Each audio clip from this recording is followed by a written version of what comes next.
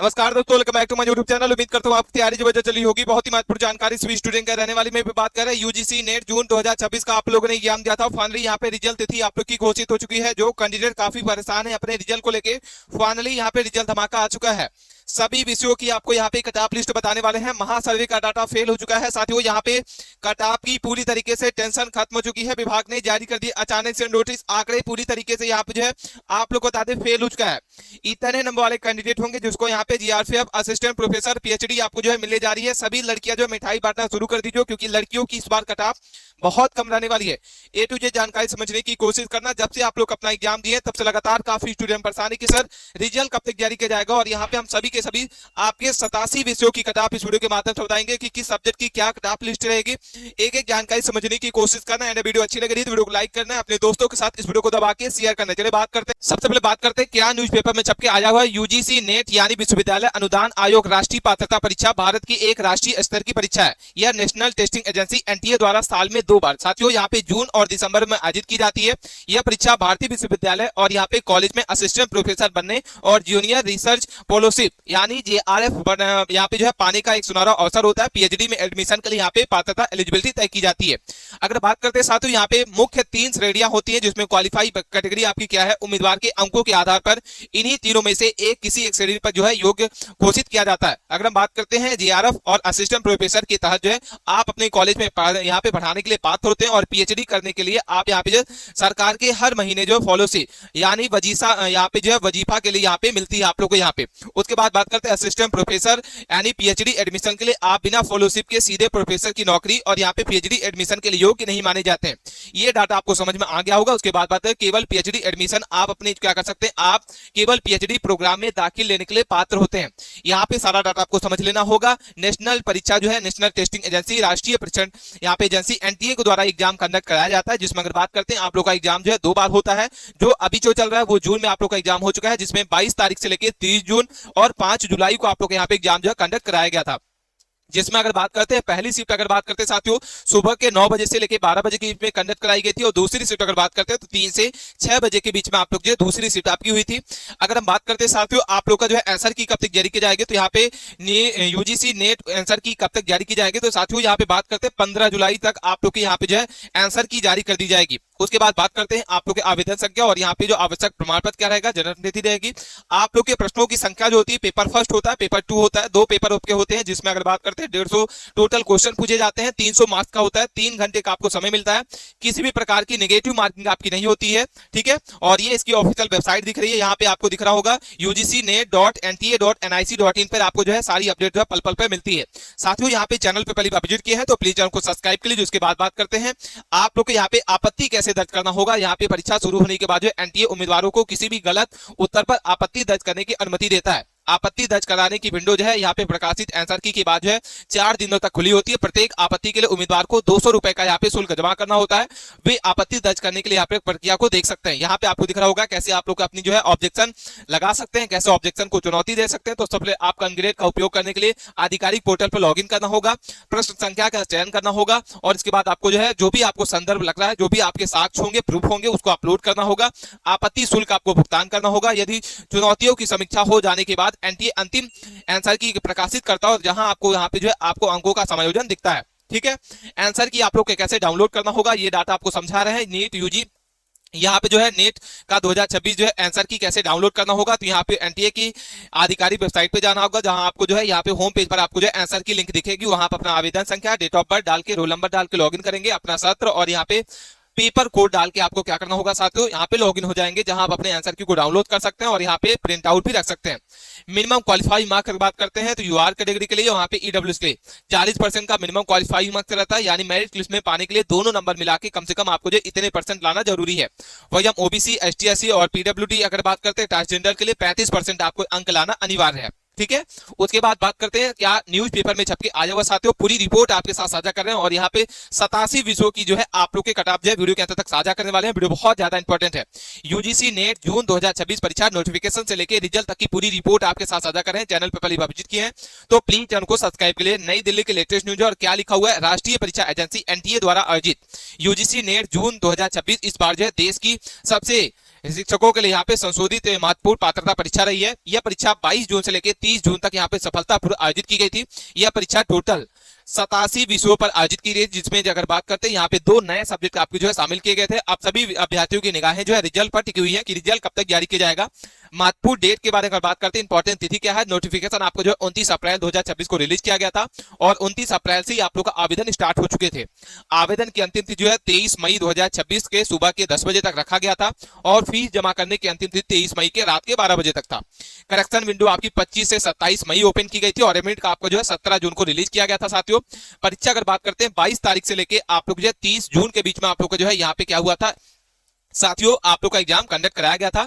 और परीक्षा तिथि की बात करते हैं क्योंकि काफी स्टूडेंट परेशान है कि सर रिजल्ट कब तक जारी किया जाएगा। हजारों के कमेंट्स यहाँ पे स्टूडेंट कर रहे हैं कि सर रिजल्ट कब तक जारी किया जाएगा। तो आपको बता दें रिजल्ट आप लोग का यहाँ पे 5 अगस्त को, जी हाँ साथियों 5 अगस्त को आप लोग का रिजल्ट जो है जारी किया जा रहा है।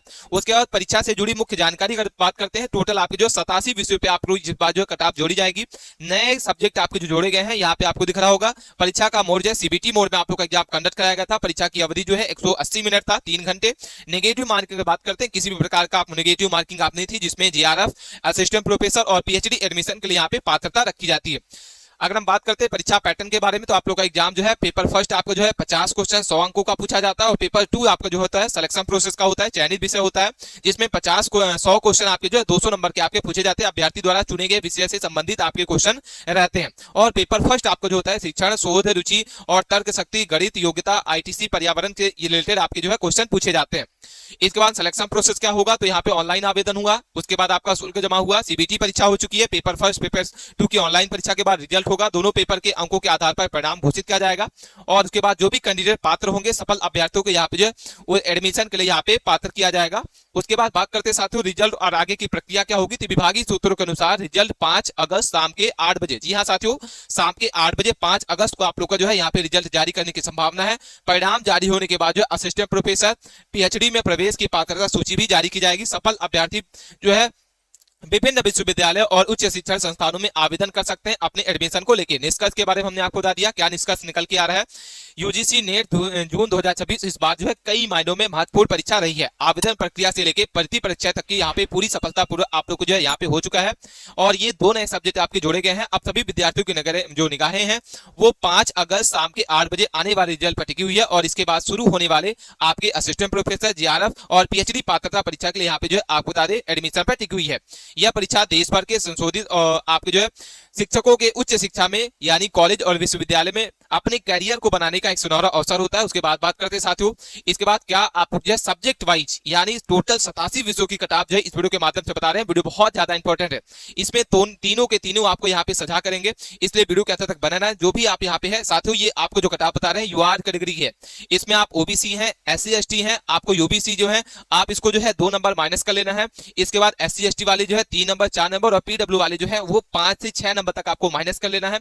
अगर आपके इतने नंबर बन रहे हैं तो भाई बिल्कुल आप यहाँ पे सेव है और कोई भी क्वेरी है, मन में सवाल है, आप कमेंट्स के माध्यम में पूछ सकते हैं। सबसे पहले बात करते हैं आपको पेपर का कोड दिख रहा है इकोनॉमिक्स अर्थशास्त्र की बात करते हैं तो यहाँ पे जीआरएफ के लिए आपको यहाँ पे 232 नंबर आपको अंक लाना अनिवार्य है, बिल्कुल आप सेव है।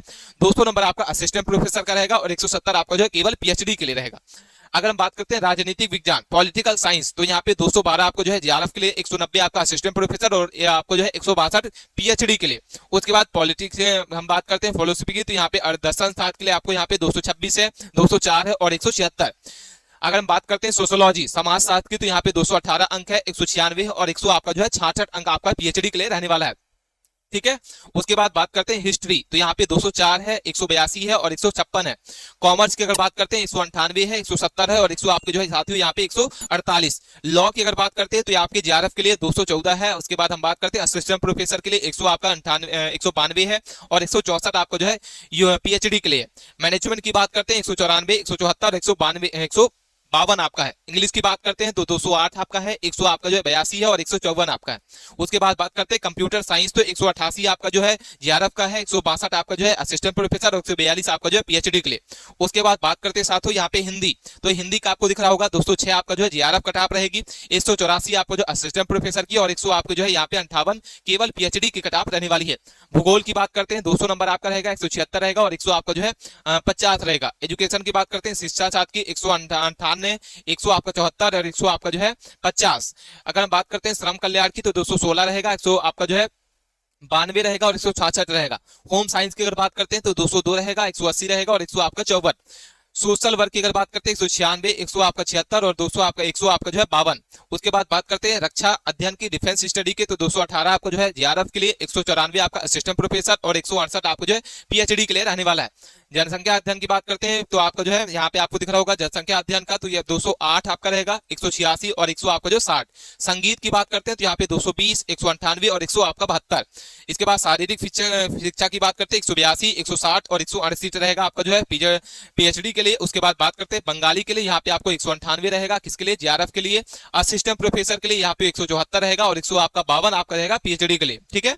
इसके बाद बात करते हैं कन्नड़ की तो 196, 100 आपका जो है 90 रहेगा, 166 और 144। मलयालम की बात करते हैं 202 रहेगा, 168 और 156।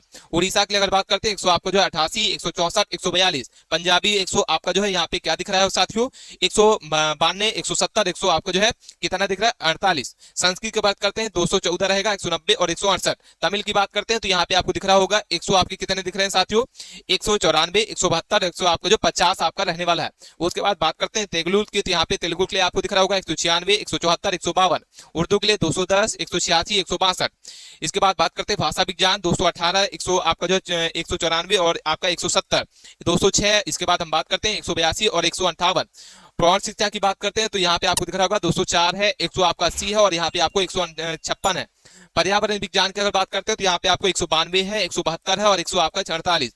100 आपका जो है 216 आपका जो है संस्कृत के लिए बात करते हैं, यहाँ पे आपको पारंपरिक संस्कृत का है 100 आपका 92 आपका है और उसके बाद हम 166। उसके बाद आपको जो है फेलोशिप की साइंस की बात करते हैं तो यहाँ पे 194 आपका है, 170 है और 100 आपको जो है 48। उसके बाद आपको इलेक्ट्रिकल की बात करते हैं साइंस की तो यहाँ पे 180 आपका है, इसके बाद आपको जो है 158 है और 100 आपको जो है 36 आपका पीएचडी के लिए, ठीक है। मानवाधिकार की बात करते हैं तो यहाँ पे आपको 212, 188 और 164। उसके बाद आपको पर्यटन प्रबंधन की बात करते हैं तो यहाँ पे 196 आपको दिख रहा होगा। उसके बाद बात करते हैं 174 है और 100 आपका 50 आपको दिख रहा होगा। इस तरीके से साथियों ये टोटल आपके 87 विषयों की कट ऑफ हमने आपको बता दिया। कोई भी क्वेरी है, मन में सवाल है, आप कमेंट्स के माध्यम में पूछ सकते हैं। अपने दोस्तों के साथ इस वीडियो को दबा के शेयर करना। मिलते हैं नए टॉपिक के साथ नए वीडियो में, तब तक बने रहें। धन्यवाद।